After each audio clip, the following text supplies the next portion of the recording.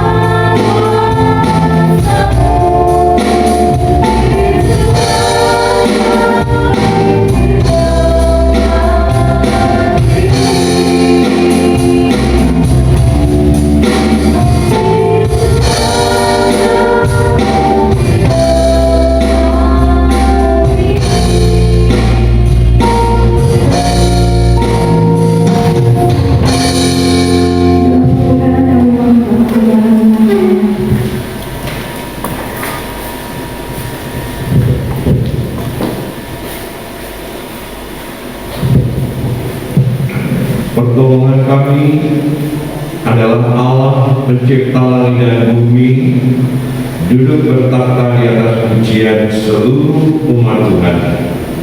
Kiranya kasih Bapa, anugerah Tuhan Yesus Kristus dalam berkat persekutuan dan karunia Roh Kudus ada di antara kami pada pagi hari ini. Bapa Surgawi, Hamba menyerahkan ibadah ini dari awal hingga akhir. Sekalipun kami melakukan ibadah masih secara online, namun kami percaya Tuhan tidak pernah tinggalkan kami.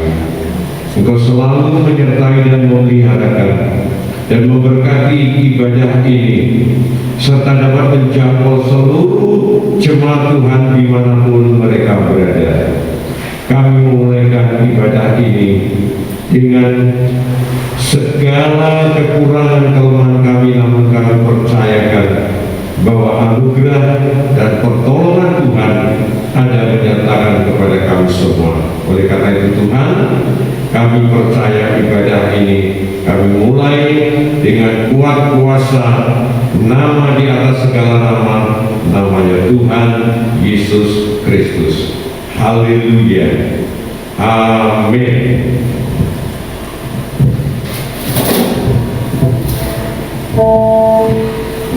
Puji nama Tuhan. Saudara merasa diberkati hari ini? Saudara merasa sukacita? Amin. Karena Tuhan selalu senantiasa beserta kita. Karena Tuhan selalu melindungi kita dengan kasih-Nya yang sungguh luar biasa. Kita selalu dipelihara oleh Tuhan. Kita akan memuji Tuhan. Segala puji syukur hanya bagi Tuhan. Semua kau yang lain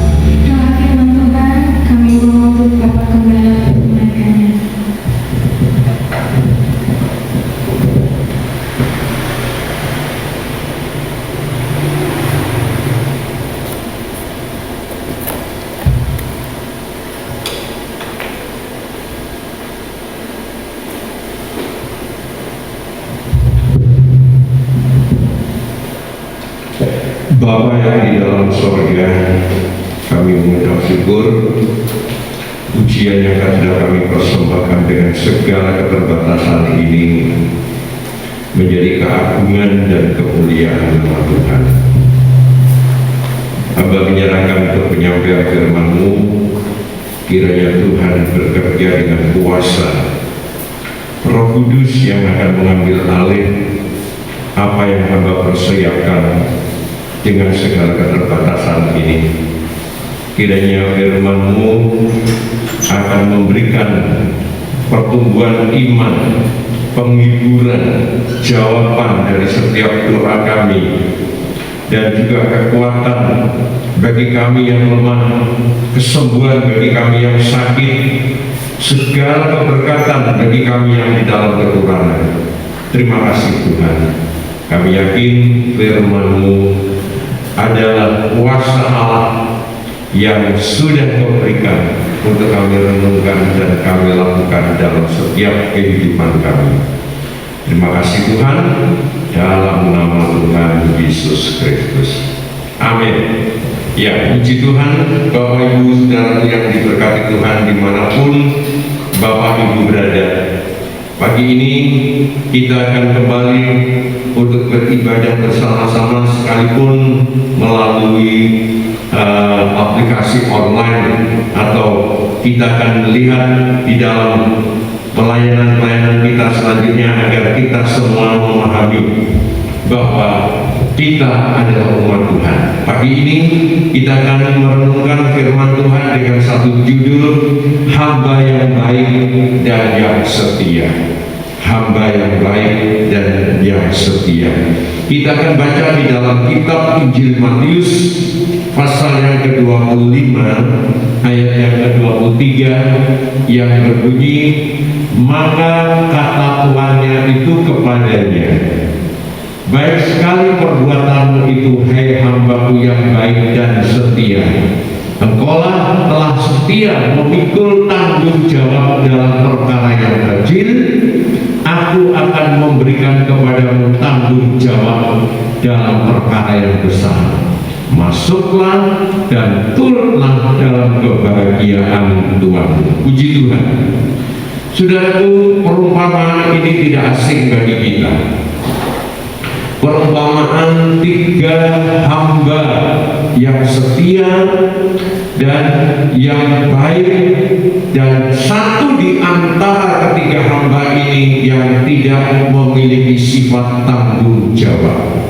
Yang oleh karena itu, jika kita merenungkan firman Tuhan ini, saudaraku, mengingatkan kepada kita bahwa firman Tuhan itu merupakan satu gambaran, satu tantangan, satu pertanggungjawaban yang nantinya akan kita lakukan di saat kita menghadap kepada Tuhan di akhir kehidupan kita.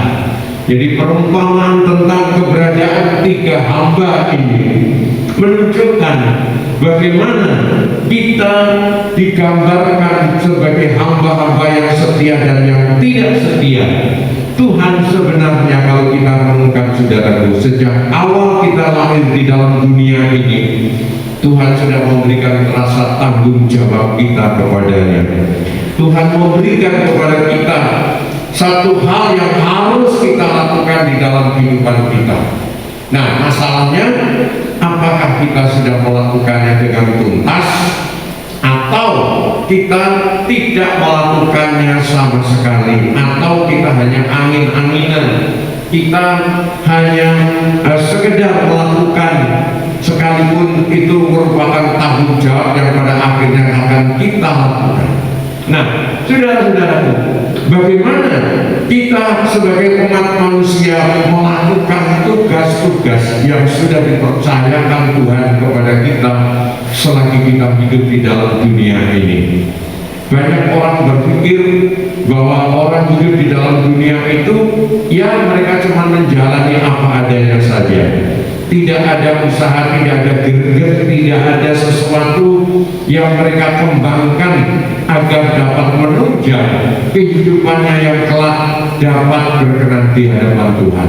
Bahkan kita lihat banyak orang yang sembrono, banyak orang yang melakukan segala cara di dalam menjalani hidup itu dengan semaunya sendiri, yang pada akhirnya orang-orang inilah yang disebut sebagai kelompok hamba yang tidak setia kepada Tuhannya. Nah, oleh karena itulah saudara-saudara, mari kita perhatikan bahwa gambaran dari tiga hamba yang setia dan yang tidak setia itu, kita harus mendapatkan sesuatu yang pada akhirnya Tuhan berfirman kepada kita, engkaulah hamba yang baik dan yang setia. Inilah yang harus kita kejar, ini yang harus kita raih. Jangan sampai Tuhan mengatakan, hei kamu hamba yang tidak baik, apa yang ada padamu akan diambil dan diberikan kepada hamba yang setia dan yang baik tadi. Oleh karena itulah saudara-saudara, kita perlu memahami dan kita belajar kembali dari apa yang Tuhan berikan kepada kita semua. Nah, mari kita melihat lebih dulu talenta yang diberikan Tuhan kepada hamba-hambanya, talenta yang Tuhan berikan kepada kita semua umat manusia memang berbeda.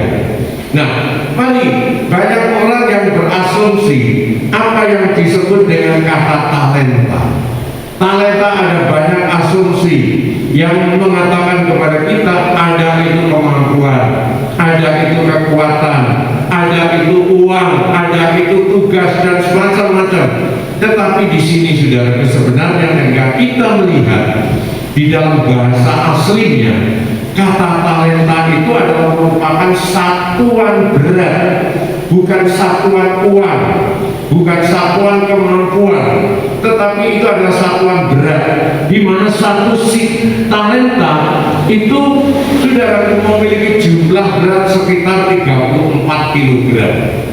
Ya, saudara-saudara, mari kita perhatikan nilai satu talenta adalah sama dengan 34 kg, dan masing-masing kita melihat dalam cerita yang dikatakan Tuhan, mereka ada yang mendapatkan 5 talenta, mereka ada yang mendapatkan 2 talenta, dan yang satu mendapatkan 1 talenta. Kenapa? Tuhan memberikan berbeda-beda. Memang saudara, kita harus memahami sebagai manusia bahwa kita tidak bisa sama satu dengan yang lain. Kita berbeda, kemampuan kita, keberadaan kita, ya, skill kita, pikiran kita sangat berbeda, tidak sama.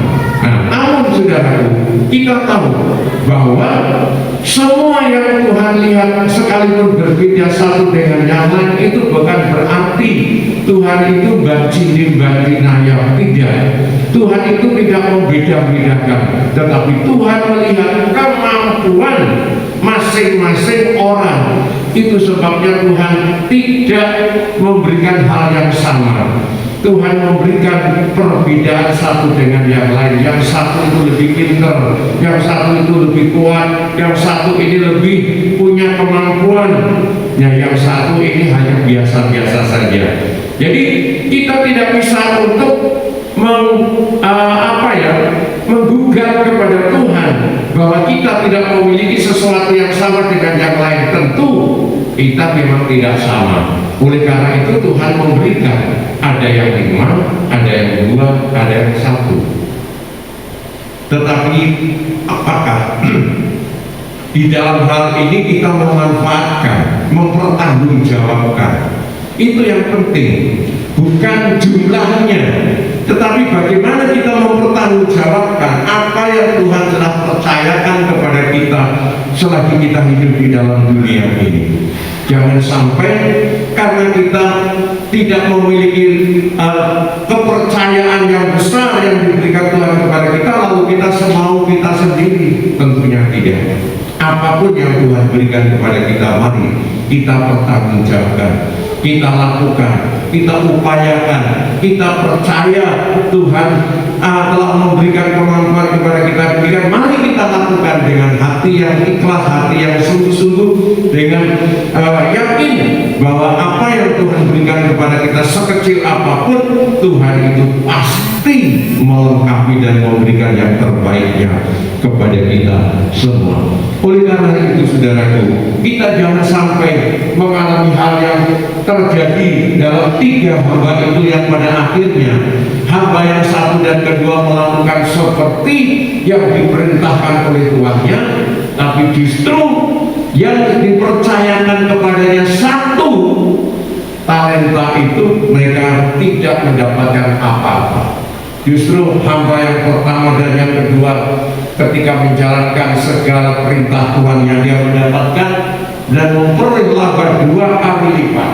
Tetapi justru sebaliknya hamba yang ketiga tidak mendapatkan apa-apa.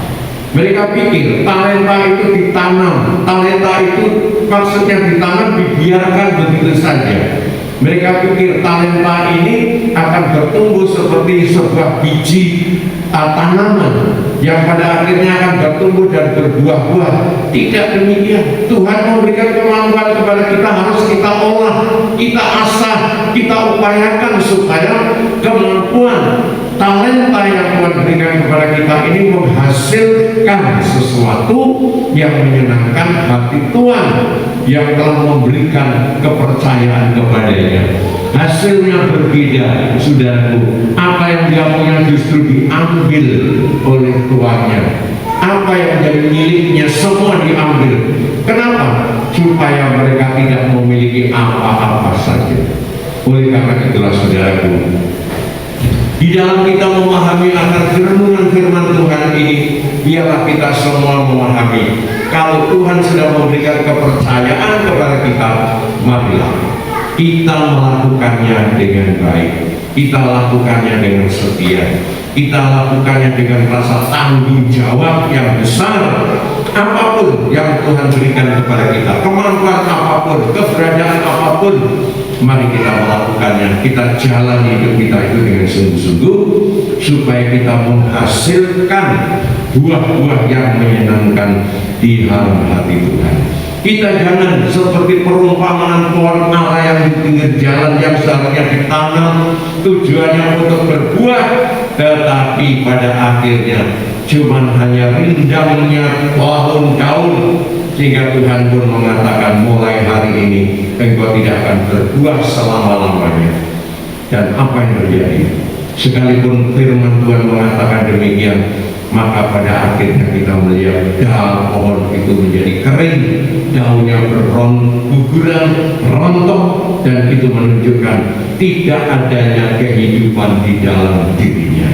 Jangan sampai kita sebagai pohon ara yang tidak berbuah, yang pada akhirnya mendapatkan kutukan Tuhan, mendapatkan hukuman Tuhan, bahwa kita tidak memiliki sesuatu apa-apa. Sebagaimana hamba yang diceritakan dalam Matius 25 ini, dia segala yang ada padanya diambil supaya ia tidak memiliki sesuatu yang dapat dibanggakan. Oleh karena itulah saudaraku, Tuhan akan kembali pada saatnya nanti, dan dia ingin meminta pertanggungjawab kehidupan kita. Apa yang akan sudah dan yang sudah kita lakukan, menghasilkannya atau sebaliknya tidak menghasilkan, memuliakan nama Tuhan atau sebaliknya menghujat nama Tuhan. Oleh karena itu saudaraku, kita harus betul-betul memiliki sesuatu yang betul-betul dapat memuliakan dan meninggikan nama Tuhan. Oleh karena itu, pada akhirnya saudaraku, renungan firman Tuhan kita sampai pada satu kesimpulan yang betul-betul mari kita lakukan. Pertama, bagaimana akhir hidup ini? Apakah kita dapat menunjukkan sebagai hamba yang baik dan yang setia? Inilah pertanyaannya. Dan marilah kita berusaha sebagai hamba-hamba Tuhan, sebagai umat Tuhan yang kelak kita akan dihadapkan kepada satu peradilan yang Tuhan lakukan. Kita harus dapat mempertanggungjawabkan seluruh perjalanan kehidupan kita, baik buruknya kita memang menyadari dalam kehidupan kita lakukan hal-hal yang buruk, hal-hal yang tidak baik. Tetapi apakah kita akan terus berada di dalam hal yang tidak baik? Tentunya tidak. Kita akan melakukan hal yang terbaik.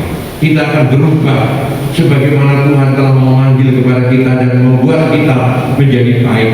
Dosa kesalahan kita telah dihapuskannya ketika Dia ada di kayu salib. Dia memikul segala dosa kesalahan yang pernah kita lakukan. Dan Tuhan ingin kita semua dapat memperbaharui kehidupan kita, melakukan hal-hal yang menyenangkan hatinya Tuhan. Inilah yang Tuhan lakukan dan inginkan. Sebagai hamba-hamba Tuhan yang baik, kita mau memberikan yang terbaik bagi Tuhan melalui seluruh kehidupan kita, langkah hidup kita, perjalanan kita, tindakan kita, perbuatan, perkataan kita.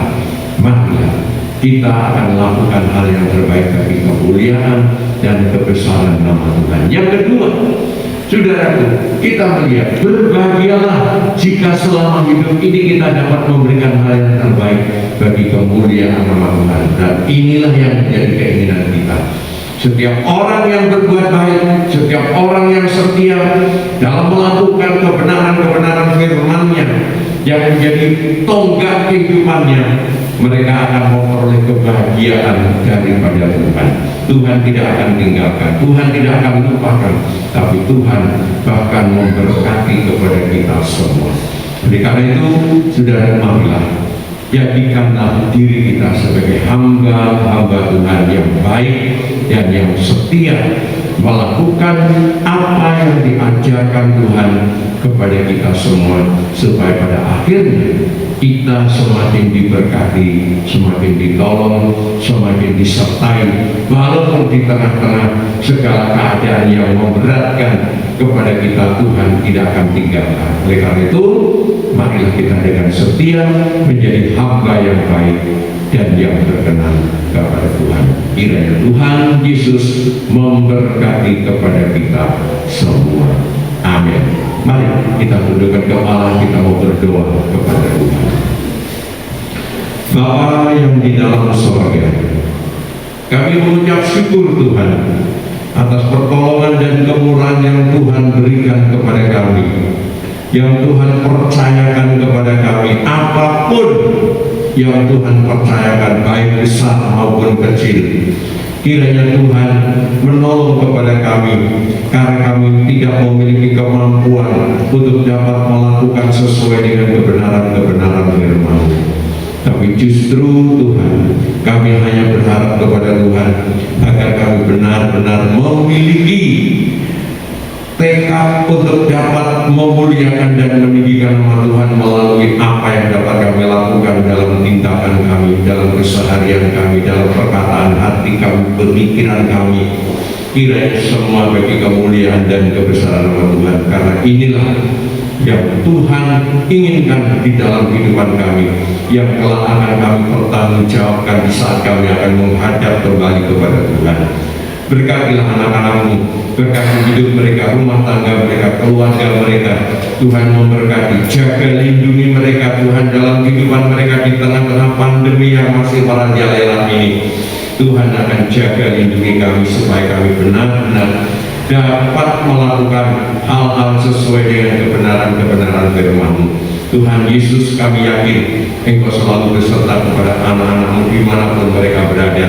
Jangan sampai mereka kehilangan iman mereka, tapi justru dalam kondisi yang seperti ini mereka akan semakin kuat, semakin mantap di dalam mengikut dan mengiring kepada Tuhan. Terima kasih Tuhan memberkati hidup mereka, rumah tangga, pekerjaan mereka, sawah ladang mereka, ternak-ternak mereka, perikanan-perikanan mereka. Tuhan, pekerjaan mereka di pabrik, di kantor, di sekolah, dimanapun Tuhan, pakai mereka, berikan kesempatan kepada mereka untuk yang terbaik dilakukan dalam setiap kehidupan anak-anak-Mu, dan kami yakin Tuhan akan melipat kali gandakan kepada mereka semua. Terima kasih Tuhan, kiranya Tuhan memberkati ibadah kami ini, sekalipun dengan segala kesederhanaan kami, kiranya Tuhan dapat menolong untuk dapat menjangkau seluruh jemaat Tuhan dimanapun mereka berada. Berkati sekali lagi Tuhan, memberkati mereka dengan berkat Tuhan yang berkelimpahan. Sekarang saudaraku, terimalah berkat kasih daripada Bapa di sorga, sejahtera dan anugerah Tuhan Yesus Kristus di dalam berkat persekutuan dan karunia Roh Kudus ada beserta dengan saudaraku hari ini sampai selama-lamanya. Dalam nama Tuhan Yesus Kristus. Haleluya. Amin. Ya, selamat pagi, Tuhan memberkati.